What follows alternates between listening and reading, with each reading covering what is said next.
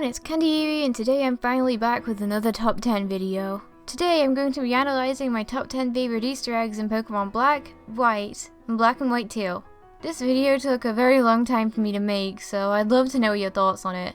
Well, in any case, let's get on with the video. Number 10. Burn Baby Burn. This quote is made a total of 2 times in Unova. The first instance of this is exclusive to Pokemon White version, as it will be shouted by an unknown person when reaching the 6th floor of Dragon Spiral Tower for the first time. The second instance of this phrase is in the Pokemon World Tournament of Black and White 2. The announcer's introduction to Flannery includes this line. All of these instances are of course a reference to key lyrics of the song Disco Inferno. References to popular culture being music, TV, internet memes. They're completely littered throughout the newer games, but not so much the older games. So when you actually do find one of these references, it's really something to smile about. Number 9. Birthday. The next reference is really sweet.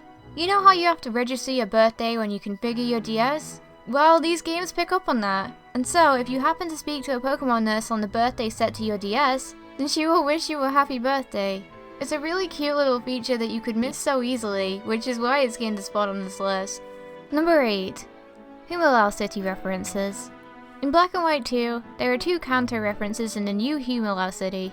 The first is by a female swimmer who states, "When I float between the waves like this, I'm like a mermaid." Now that I think of it, there is a tomboyish mermaid gym leader in Kanto. This is a clear reference to Cerulean Gym's Misty, whose title is even the Tomboyish Mermaid.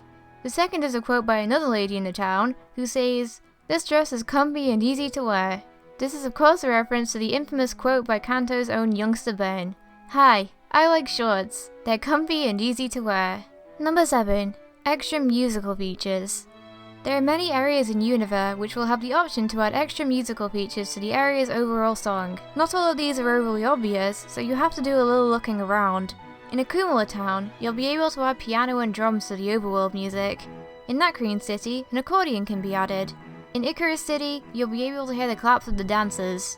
In Opelucid City, the music that can be added differs by version. In Black and Black 2, a guitar can be added, whilst in White and White 2, an Urhu can be added. Village Bridge is by far the area with the most optional instruments, as you can add guitar, vocals, voice percussion, and a whistle to the music. Once they've all been added, it really does make the area come alive, if you take a little listen to the music.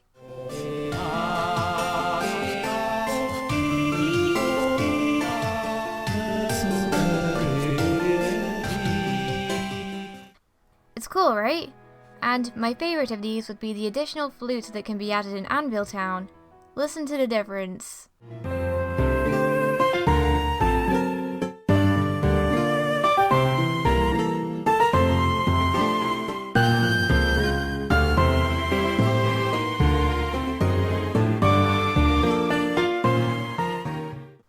Doesn't it sound pretty?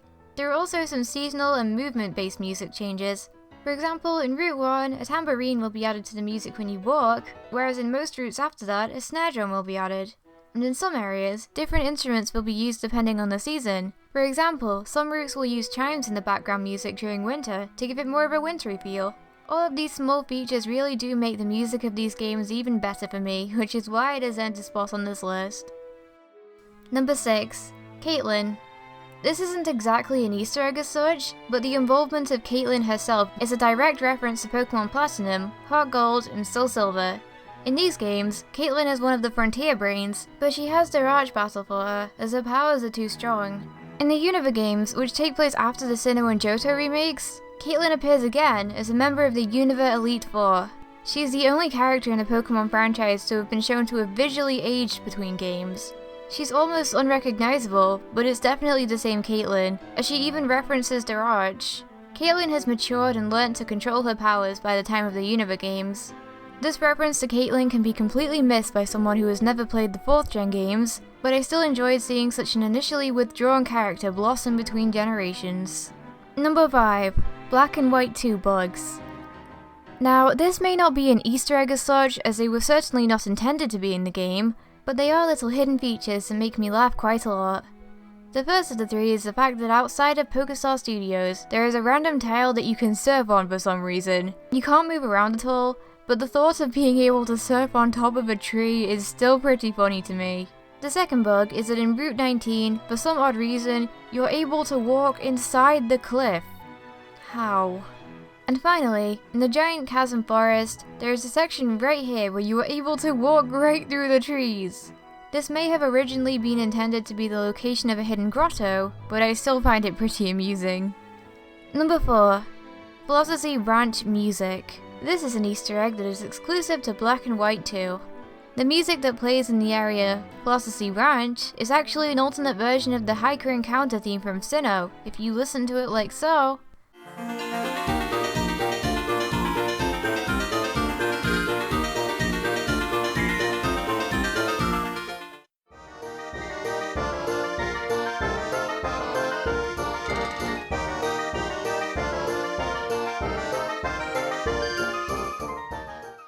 Can you tell? I think that it's really cool that such an obscure piece of music from Sinnoh would be used in a new area, and that's why it's gained a spot on this list. Number 3. Chantal's novels. One of the unique features of Unova's Elite Four member Chantal is that she has a gift for writing novels. She will briefly tell the player about the novels that she's writing before she's challenged, but in these extracts, there are actually references to other characters in the series. In the initial battle in Black and White, she refers to N. Upon her rematch, there are 5 different variants of speech that may be spoken, 2 of which make references to other characters in the series. The first being, "Do you know Thunderbolt?" was his first greeting to me. It wasn't until after we battled that I learned that his name was Volkner, which is of course referencing Sunnyshow City's gym leader Volkner. The second significant quote is, "The trainer's thoughts joined with the Pokemon's mind, and a lustrous aqua ring unfurled." It's not completely obvious which trainer Chantal is referring to here, but personally I think that it could be Cynthia, as her Milotic's annoying aqua ring was definitely something that I remember well from her battle. The majority of the characters that Chantal references also happen to be from Sinnoh, so it wouldn't be out of place either. In Black and White 2, Chantal has even more interesting novels to share with us. Upon her first battle, she refers to N again. Upon her rematch, she again has 5 different variants of speech, all of which reference all the characters from the series. She repeats her speech regarding Volkner, but the other sections of speech are all different from the original Black and White. The first quote being, "The woman who uses ghost types," and "the woman who uses ground types." I couldn't ask the reason why their names and appearances are so similar. This is of course referencing Agatha and Bertha, members of the Elite Four of their own respective region. Chantal's second quote is, "Hey you, use Overheat." A fire-type Pokemon user with a hairstyle that would be great with Hair Charge just gave the order and left. This is of course a reference to another member of Sinnoh's Elite Four, Flint. The next quote is, "Go, full Corona, use Heat Wave here." The trainer solemnly ordered the Pokemon who resembled his first partner, which references Alder and his deceased Volcarona. And the final quote is, "Yes, my code name is Looker." He sounded a bit aloof, but his partner Croagunk's strategy was tricky, which of course is a direct reference to Looker. Oh my, that was a lot. I think that it's really cool that they were able to reference so many characters from the series in such a unique way. Number 2. The Icarus City House. In Icarus City, there is a house that can only be accessed during winter. In Black and White, there is a man inside who speaks of how he was previously a member of Team Rocket, but had to return to his region once it was disbanded. Once in his home region, he pledged to make a new Team Rocket.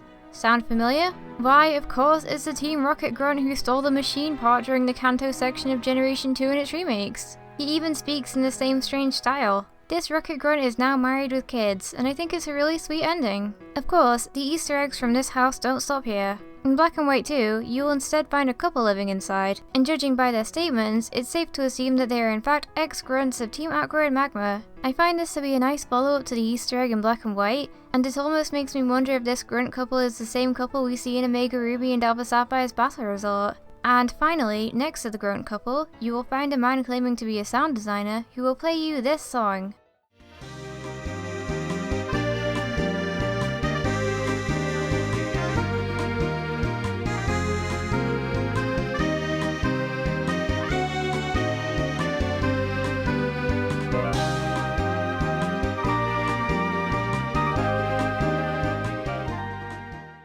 This is of course the Route 10 theme from Black and White. Route 10 was not present in Black and White 2, so it's nice to have the option to hear it even in these games. Overall, this is a fun little house that can be so easily missed due to the fact that it can only be accessed during winter, but you should definitely check it out. And so, my very favorite Easter egg in Unova is the Ghost Girl. Of course, Unova has its very own ghost girl. The story behind this ghost girl is very interesting and, to be honest, very sad. We first encountered this ghost girl on Black and White's Marvelous Bridge. You are unable to interact with her as she completely disappears when approached. An elderly woman inside will tell you how a young girl used to play in the area with her Abra before the bridge was built, and this was all we knew about her. Until Black and White 2 were released. These games appear to have solved the mystery of this Easter egg once and for all. You encounter the same ghost girl in the Strange House, a location which is exclusive to Black and White 2. It's safe to assume that this is the original home of the girl, but it doesn't really matter. The house itself looks like it hasn't been lived in for quite some time, which would make sense if the girl had died. Upon exploring the house, the girl will occasionally appear and make some mysterious statements, the first of which being, "An everlasting dark dream.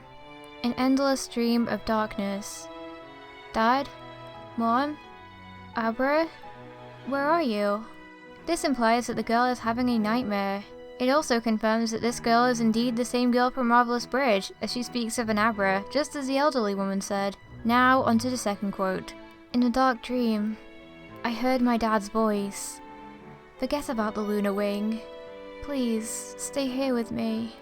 Now, this solves the mystery. This girl was in fact trapped in a nightmare by Darkrai.